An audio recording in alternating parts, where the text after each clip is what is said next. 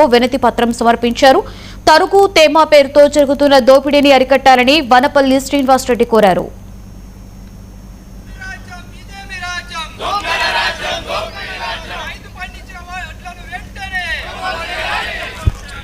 ఈ రోజు రాష్ట్రం లోపల రైతుల యొక్క పరిస్థితి దీనాతి దీనంగా ఉంది. వాళ్ళు 2-3 నెలలు కష్టపడి వాళ్ళు పండించినటువంటి పంట ఇలా రాసులు పోసి అన్ని కూడా మార్కెట్ యార్డ్లలో ఉన్నాయి. కొనలలో ఒత్తిడి పెట్టుకొని చూస్తున్నారు. ప్రభుత్వం ఇప్పుడు కొంటారా అప్పుడు కొంటారా, ఏమి ధర ఇస్తే ఏం ధర ఇస్తుంది అనేటువంటి దాని లోపల పోసి నెల అయిపోతుంది. దినదినం లెక్క పెట్టుకుంటుంటే నెల అయిపోయింది.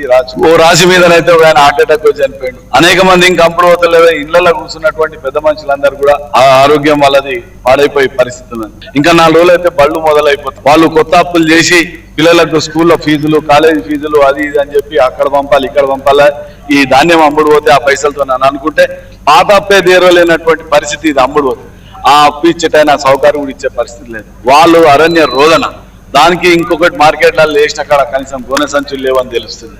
వాడికి కావాల్సినటువంటి minimum requirement material supply government చేయాల్సినటువంటిది అక్కడ మాత్రం బిల్లులు ఎత్తుతున్నారు, ఎక్కడ పోతున్నాయి అనేది తెలియదు. కానీ వాళ్ళకి ఆ ఫెసిలిటీస్ ఆ మినిమం ఇమ్యూనిటీస్ వాళ్ళకి రాలేదు. మొక్కజొన్న రైతులది అట్లనే పరిస్థితి ఉంది, వీళ్ళది అట్లనే. రైతులు రేపు ఆందోళన గురించి అందరు తయారవుతున్నారు. ఆ పరిస్థితి రాకముందు కోలుకుంటేనే మంచి. కేంద్ర ప్రభుత్వం నుండి కిషన్ రెడ్డి గారు అనేక మాటలు చెప్పారు. మీరు ఈ పరిస్థితి ఈ రాష్ట్రం స్టేట్ చేయాల్సినటువంటి డ్యూటీ స్టేట్ చేయాలి. మీరు పర్చేజ్ చేయాల్సినటువంటి వాటికి మీరు ముందుకు రండి. ఈ రోజు రాష్ట్రం లోపల రైతుల యొక్క పరిస్థితి దీనాతి దీనంగా ఉంది. వాళ్ళు రైతులేందే రాజ్యం, రైతే ఈ దేశానికి వెన్నుముక్క.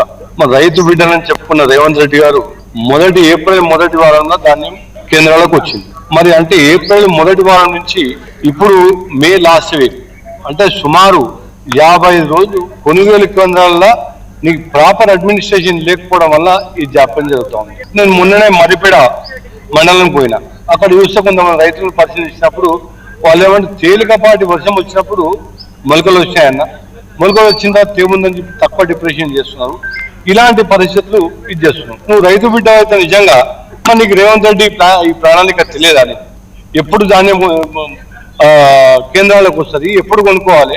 మేము మా డిమాండ్ ఏంటంటే భారతీయ జనతా పార్టీ తరఫున యుద్ధ ప్రాతిపదికన తక్షణమే కొనుగోలు కేంద్రాలను పెంచి ఈ వర్షం వచ్చే లోపల ఎట్టి పరిస్థితులు ధాన్యం మొత్తం కూడా ఎఫ్సిఐ గోడౌన్లకు వెళ్ళిపోవాలి. ఆ రకమైన చర్యలు తీసుకోవాలి. లేని పక్షాన రేపు పొద్దున ఈ రైతులకు నష్టం జరిగితే కనుక ఆ పూర్తి బాధ్యత మీరే వహించాల్సి వస్తుందని తెలియజేసుకుంటున్నాం.